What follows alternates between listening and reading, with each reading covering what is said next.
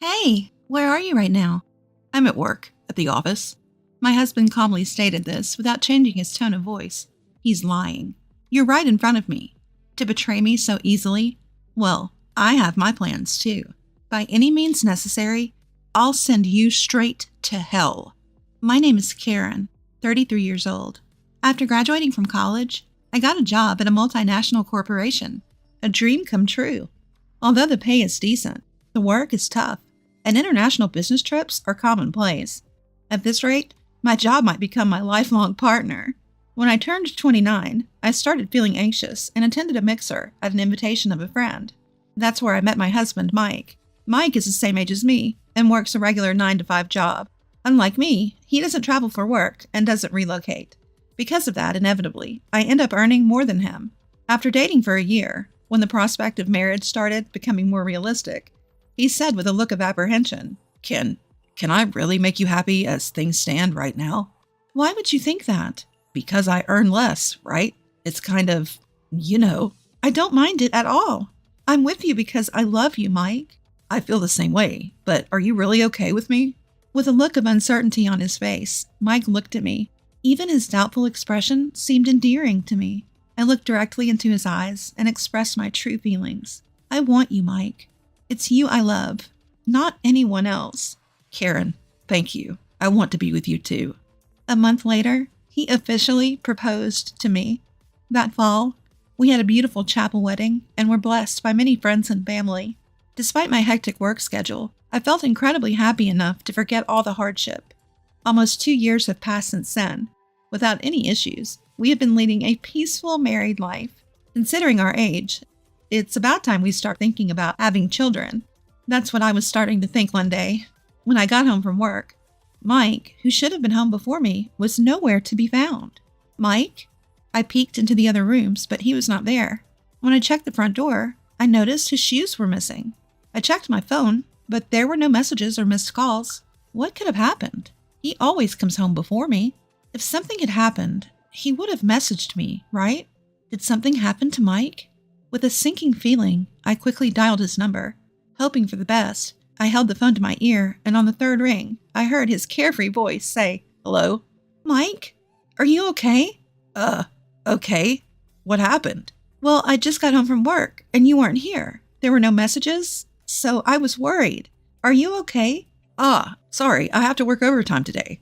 Overtime? You've never done that before, have you? When I asked curiously, Mike mumbled, well. After a brief silence, he answered in a rush. The truth is, I've been given a big project. Apparently, if the results are good, I might even get promoted. That's why I need to work overtime, even if it's hard. Promotion? That's great. Yeah, so I think I'll be working overtime more often from now. But don't worry about me. See ya. Wait a minute, Mike. But he hung up the phone without responding. Despite his unilateral attitude, I felt happier than anything. So Mike finally has a chance for a promotion. He was always concerned about the difference in our incomes. I hope this gives him some confidence. Of course, I have no complaints about his current salary. At least as long as we both keep working, we won't face any hardships.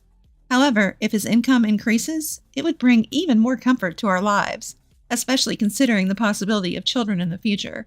A promotion for him would be more than welcome. Since that day, he stopped coming home at the usual time. Even his days off became work days, and our time together decreased. When I come home from work, Mike is not there. Even on the rare days off, he's not home. This was lonelier than I had imagined. However, his future promotion is on the line. I wish he would come home early once in a while. I want to spend the day off together, just relaxing. If I prioritized these feelings of mine, it would be a nuisance to him. Considering this, I could not possibly confront him. So I decided to immerse myself more in my work to drown out the loneliness. I also have an overseas business trip planned soon, so I'll work just as hard as he does. After all, even if I go home early, he won't be there. Thinking this, my overtime increased as well. But as the time spent with him decreased, my heart reached its limit. I don't think I can bear it anymore, knowing that it might be a burden for him. I decided to express my feelings. Welcome home, Mike. I have something I want to talk about. I said this to my husband when he returned from work that night. Talk about? Does it have to be today? I'm pretty tired. Huh? was taken aback, unable to find words. However, there's no point in giving up here. I continued the conversation without losing heart. I'm sorry, but it's something I really want to discuss. Ha! If you have something to say it quickly. I need to sleep early for tomorrow's work. Tomorrow is Saturday. Are you going in on your day off again? Sometimes you should relax at home. Enough already. You're nagging. I'm busy, don't you get it? Is it fun for you to bother me? That's not what I meant. Please stop bothering me. Don't you realize how crucial this period is for me? Yes, you're right. I'm sorry. His face turned angry, something I had never seen before, which startled me. I'm tired. I'm going to bed, he said and left the room. Left alone, I began to shake uncontrollably out of fear. What on earth just happened? I've never seen Mike like that before. I understand he's busy, but there's no need to speak like that. Though my dissatisfaction was growing internally, I couldn't voice it. We should have been able to resolve this through a proper discussion, as we always have. But I was too afraid to express my true feelings to him at that moment. As the days for my overseas business trip were approaching, I had been working late. On this particular day, I ended up leaving work particularly late and hurried to the train station. Unfortunately, the train was delayed. The chances are slim, but Mike might have gotten home before me. Thinking so, I decided to hail a taxi. Excuse me, could you take me to this address, please? I gave the driver the address of my apartment, and the car started moving. During the ride home, I didn't have the energy to look at my phone, so I blankly gazed out at the scenery. Stop! Stop the car, please! Before I knew it, I found myself shouting at the driver. I opened my eyes wide and reconfirmed the scene outside the car window. That's when I saw it. Across the pedestrian walkway, Mike was walking with a woman I didn't recognize. You've got to be kidding me. Mike, why? Weren't you supposed to be busy with work? Why are you here with another woman? Questions about my husband started to flood my mind. I wanted to believe it was a mistake, but the clothes, the height, everything matched Mike. They were blatantly exchanging a kiss on the pedestrian path. Next thing I knew, I had my phone out and was filming them as evidence of his infidelity. They continued walking arm in arm. As I was capturing the entire scene, the driver asked, "Ma'am?" His voice snapped me back to reality, and I quickly stopped recording.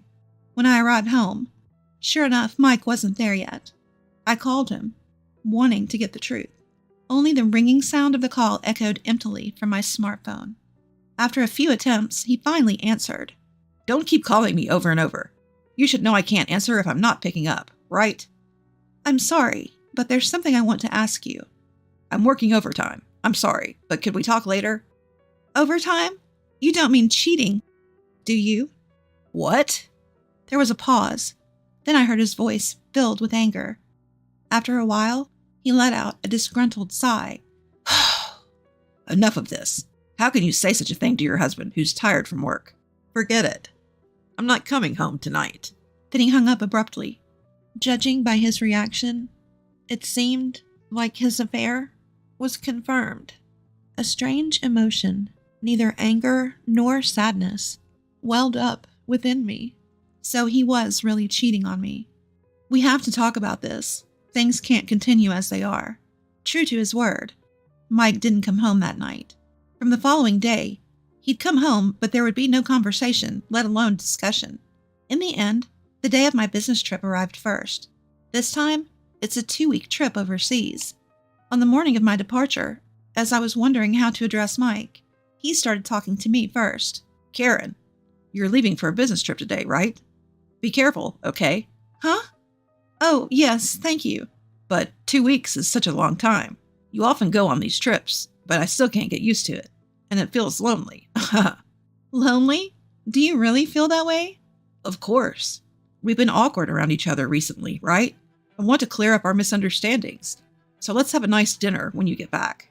There's no way things can work out so conveniently. He's just trying to cover up the fact that he's been cheating, spouting nonsense. Anyone with a bit of thought should be able to see through it. But for some reason, I chose to believe his words at the time. I had thought that my love for him had completely cooled off after our strained relationship recently, but it seems I can't truly hate him from the bottom of my heart. Did I mistake what I saw the other day? His smile, which I hadn't seen in a long time, was so endearing that it made me have such an illusion. I simply told him, "Let's have a proper talk when I get back," and left the house. After that, my business finished earlier than expected, so I was able to return home earlier. Since it was a sudden decision, I hopped on a plane back to New York without telling my husband Mike. Initially, I planned to contact him, but then I thought, why not surprise him by returning early, cook dinner, and wait for him? That was the plan. I arrived in New York around 11 a.m. I went straight home, arriving around 1 p.m. It was about a week since I had last returned home. At the moment I opened the door with a sense of relief, my spine froze. What? What was that? What caught my eye was a pair of light pink pumps placed at the entrance. As I stood frozen, I heard Mike's voice and a woman's voice from the living room. I tiptoed down the hallway, peeking into the living room from behind a corner. They were drinking in their underwear.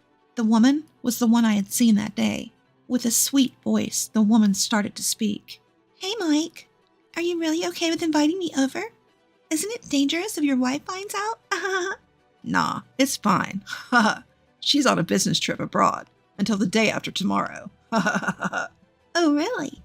That's perfect timing. It's my birthday, and your wife isn't at home." Exactly. Thanks to that, I can spend time leisurely at home with you, Linda. You're staying over tonight, right?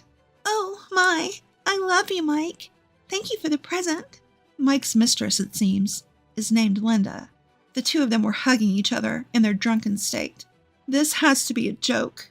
Just because I earn more, why can he do such a thing in the apartment that I rented under my name? While fighting nausea, I recorded the cheating scene with my smartphone. When things settled down, I tiptoed back to the entrance and left the apartment. Sweat poured out, and my heartbeat pounded.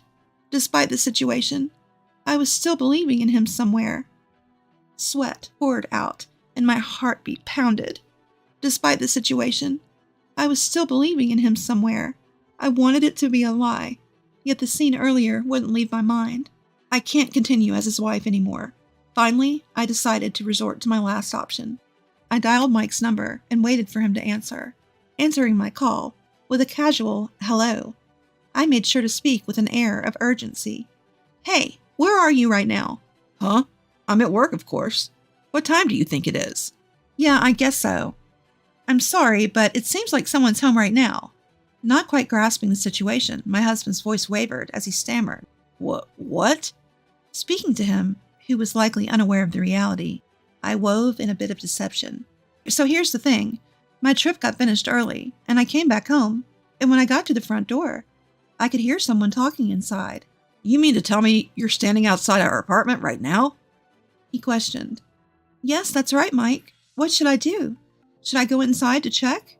I thought I'd lay a trap for him, seeing if he was in the middle of cheating at home. Depending on his response, I hoped we could have a proper discussion and resolve things amicably. However, my expectations were dashed to the ground. In a loud voice, my husband blurted out, Could it be a burglar? Get out of there now. Leave that place immediately. In that moment, any lingering feelings I had for him vanished. "So this is how easily you betray me." Rather than admitting or apologizing for the affair, he chose to continue hiding it in such a pathetic way. For now, just get to somewhere safe, he insisted before abruptly hanging up. Moments later, I called the police. "Hello? Is this the police? I think there's a burglar in my house. I can hear unfamiliar voices." "Yes, thank you." As I ended the call and stood waiting, 2 police officers arrived a few minutes later.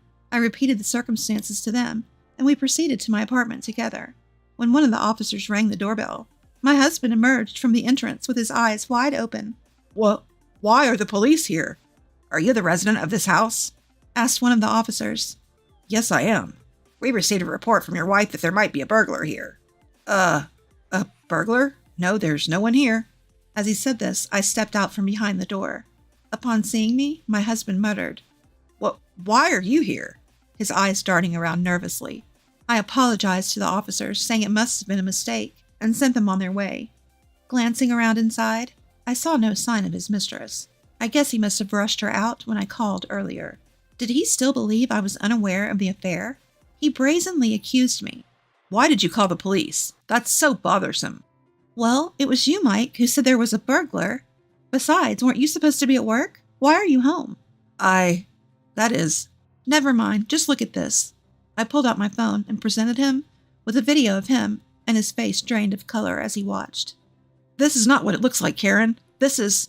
You're not seriously going to make excuses now, are you?